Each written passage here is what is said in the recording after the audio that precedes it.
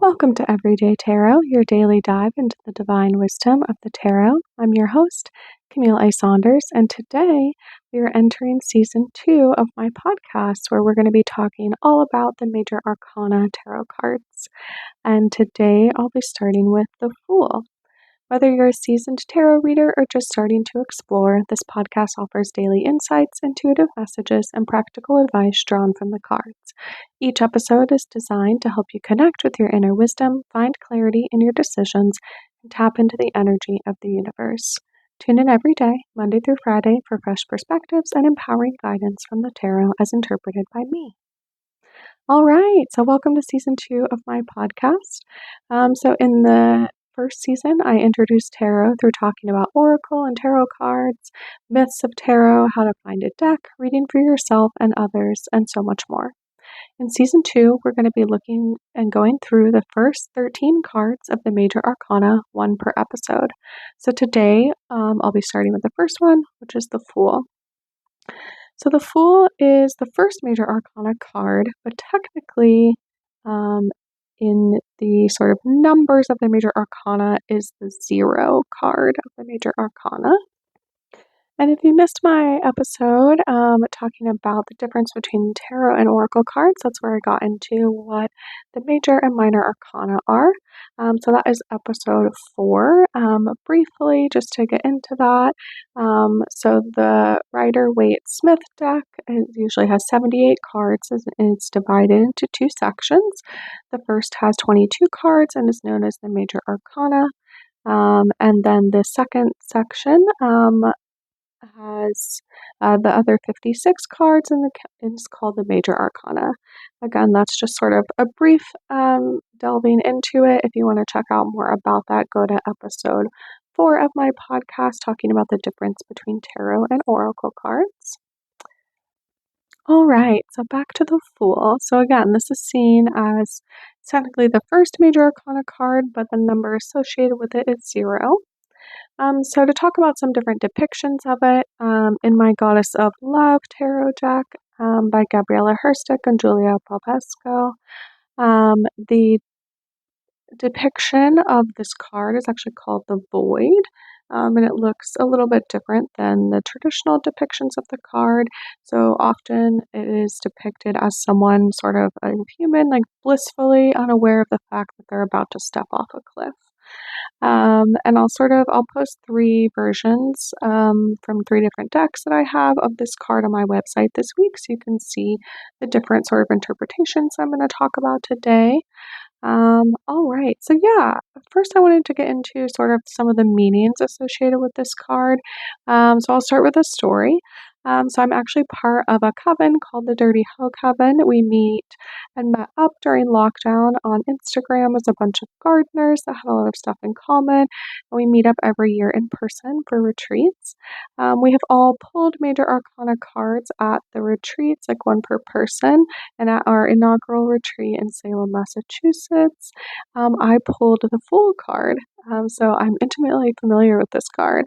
And I would say when I first pulled the card, I was kind of like, meh, like of all the major arcana cards, I wasn't super excited about it. I was new to the coven. Again, this was the first retreat. It was a bit quiet. I had mostly showed up to meetings that we had every week, but I hadn't necessarily led anything, or it sort of felt like people maybe didn't really know me at first, but over time I sort of embraced the fact that I was early on in my journey, and that's okay.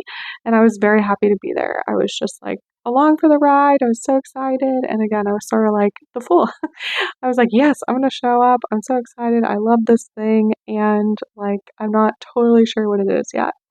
So I think being foolish is often seen in sort of like Western culture as bad or ignorant or silly or naive, just the word foolish. But I would say that there's something to be said about embracing the fact that you're at the beginning of a journey. We've all started different journeys in our lives. We've all been young, right? And had to just sort of learn all those things. So you might be unaware or naive, but that's because you don't know everything yet. And sort of being self-aware of that is okay, right? You're new, you're starting out, and that's okay. And it's okay to kind of not know everything. Embracing our full selves can combat perfectionism, right? And our own impatience sometimes. So things that I know I struggle with, especially when I was new to my business, just wanting things to go faster, feeling like, oh, I should know how to do this already, and that kind of thing. So I'm going to talk about sort of the different deck depictions that I'm going to show. So in my Anima Mundi deck, the Fool is depicted as a red fox. The fox is sort of standing up on its back legs. It has like I think a white rose in its mouth. And it is sort of on the edge of like a precipice. And actually, on all three cards that I'm showing today, which again, if you ever want to see the images I'm talking about specifically, you can go to my website, CamilleASaunders.com/everydaytarot, and links will be in the show notes. Yeah, all of the cards I'm showing, they have the 0 actually like within the image of the card. So often major arcana cards will do that. They'll have the number sort of in the image. And each of these cards also say the Fool, and then, as like I said, for the Goddess of Love tarot deck, they call this the Void, actually. So in the Anima Mundi deck, as this red fox, like I think we think of foxes as sort of playful, sometimes mischievous, but they're sort of like an innocence and an optimism. They're boundless, carefree, they're full of energy. Again, this particular fox is like standing on its back legs. It kind of looks, again, full of energy. And within the tarot deck guidebook for this card for the Anima Mundi deck, it says, follow your heart and have faith in the universe to provide. So I thought that was sort of like a great, again, sort of generous depiction of the Fool, right? You're excited, you're on the beginning of this journey, you don't really know what it's going to be like, and that's okay, and you're just having faith that it's going to be good, or that you're along for the ride. So like I said, in the Goddess of Love tarot deck, the Void is what they call the Fool card, and is sort of what's depicted, and it does have sort of a different version, but I really wanted to talk about this too, since I think in some ways it can be a little bit easier to grasp, just since we have, I don't know, I guess there's sort of a negative connotation with the voids as well, but I would say like being foolish, like as a person, is sort of seen negatively, whereas the void, I don't know, it makes me think differently. So again, the Fool isn't the beginning, it's like a 0, so it's sort of like it's here nor there, like it is a number, but it doesn't have a quantity. It's, they say in this deck guidebook, it's birth and death and rebirth expressed as infinity. So again, like the image of this card for this particular one, it looks like sort of like an egg or like a jade stone, perhaps. There's snakes on it, which are often a symbol of rebirth, transformation, or kind of a cyclical nature. They're often depicted as sort of eating their own tail. They're not depicted that way in this particular image, but just the symbols of snakes have to do with that often. And then there's sort of a rose on here, which is a symbol that's associated with this deck, with it being a Goddess of Love deck. There's also this sort of like, I would say like vulva sort of looking thing within the flower. It sort of blends in, but again, if we think of like birth, creation, like death, sort of even the divine femininity expressed as like having creative energy. It's both like creation and destruction. I think all of that sort of comes through with this card. I think also the Void, like the name of it, makes me think of space, like a black hole. Or like space is also that nothingness or the potential of something. Again, like literal solar system space is silent, despite what's depicted in movies, right? If you detach, right? If you've seen sort of the space horror movies, if you are outside of the ship and you sort of fall off, like you're floating forever. It's cold, it's frozen, you can't breathe out there. But it's also this sort of idea of like you're in between planets or spaces, which again can be kind of scary with thinking about it from a human perspective. But it's also like so much of what we are a part of is space, and not necessarily just like the planets themselves, but what we call space, or the universe. So other depictions of the Fool or sort of meanings associated with it, usually it talks about stepping into a new expression of yourself, like trusting, being willing to laugh at yourself. I think, right, when we think of like being foolish, like sometimes like people like being naive or sort of making fun of people or situations where it's like, oh, you didn't know better, right? I think that that's sort of part of why we negatively associate the word foolish with things. But it's also just like, again, that sort of being at the beginning of a journey, not taking things too seriously. Again, if we think of like a newborn baby and right, like we don't laugh at them because they can't walk and they fall over, right? Like we encourage them. We're like, yeah, you've never done this before. So just like not taking it seriously. And I would say babies are generally pretty good at not taking things seriously. Everything is new to them, right? They're sort of eyes wide open and very like, what is happening? But sort of they're open to learning new things. Um, Again, in the Goddess of Love tarot deck and the deck book description, I pulled this quote from there. It says, "The void is the first step in the journey of the goddess as she embarks to the underworld and back again." So there's also like this bit of sort of like darkness or subconscious or underworld piece, which I think like the void, that word, that phrase sort of like pulls that like darker side of things that I think sometimes like doesn't get depicted so much with the Fool, except for maybe if you think of them falling off the cliff, right? Like sometimes that's how it can feel when you start something new, that you're like, okay, I thought I was ready for this, and then I started, and oh my gosh, now I'm falling. So I also have this wonderful book, The Library of Esoterica, their tarot book edition. Mine's the edition from 2020 version. And they go through each card and show a lot of different cards, which is wonderful for what I'm doing right now. But sort of the themes I pulled out of there for this card are, again, going into the unknown, searching for experience, right? Like, again, it's okay that you don't know everything, but you're on this search, you're on this adventure. A story that has yet to be told. Again, like, if we think of the number associated with this as zero, right? Like, ones are sort of where things start, but zero is like, okay, like we're in this like, okay, I'm ready, but what's happening? What's up next? Also, often the image of the Fool is a person, again, sort of like usually 1 foot up as they're stepping off a cliff, but they're often depicted with like sort of a satchel or like a thing of all their stuff tied to them. So there's sort of this idea of like, you have everything you need, or you have everything you think you need, and like you're ready to go.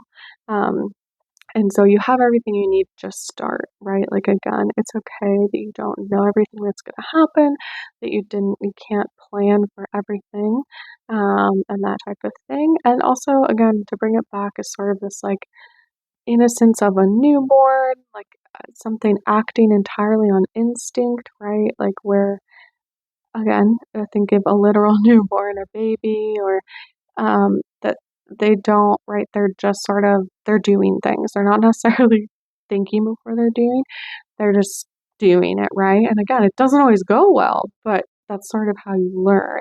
And I think that that's sort of what's embodied with this card, like acting entirely on instinct, sort of not letting yourself get in the overthinking space or getting worried about, oh, what might happen or this or that. It's just like, okay, like I made a decision and like I'm going. All right.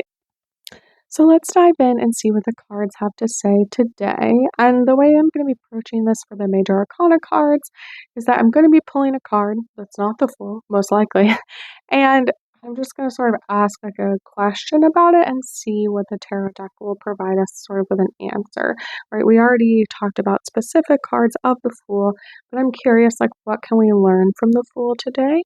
Maybe where can we embrace being at the beginning of a journey or the spark of something new coming in? What is an arena in which you might benefit from looking at something with new eyes? Ooh, okay, very interesting. So I pulled a card from my Sasarabito Tarot deck by Stasia Burrington, and I pulled the Star Reversed. So the star is a different major arcana card. It's towards the end. It's the number 17.